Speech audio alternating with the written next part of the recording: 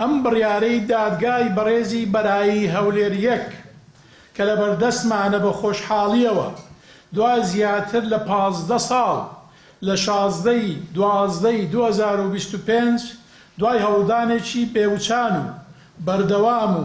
ماندوونەبوون لێی دوای چێشمێکی زۆر بە هیممەتی پارێزەری بەڕێزمان کاک کرێکار عەبدوڵڵا خۆشناو سەرنجام و لە قۆناغی یەکەمی گرنگی پرۆسەی دادگاییەکەدا دادگا سەروەری یاسای چەسپاند و چەکوشی دادپەروەری لێدا بە بەرژەوەندی سندیکای ئەندازیارانی کوردستان و سەرکەوتن بەدەست هات و مافی زەوت کراو بە یاسا بۆ سندیکاکەمان گەڕێنرایەوە و دادوەرانی بەڕێز دادوەریانە حکمی خۆیان دا و چاوەڕوان دەکرێت ستەمکارانیش بە سزای خۆیان بگەێنن. وەک لای زۆربەتان ئاشکرایە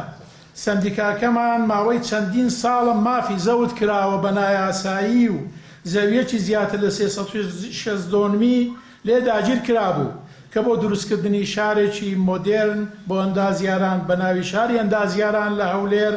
دابین کرابوو بۆمان. جێگای خۆشحاڵیە و بە سوپاسەوە پاش چەندین ساڵ دادگای بەڕێز بڕیاریدا بە ئیبطاڵ قەید تەسجیل العەقار واتە وەرگرتنەوەی ئەو زەویەی شاری ئەندازیاران لە هەولێر لە کۆمپانیای ڕۆژهەڵات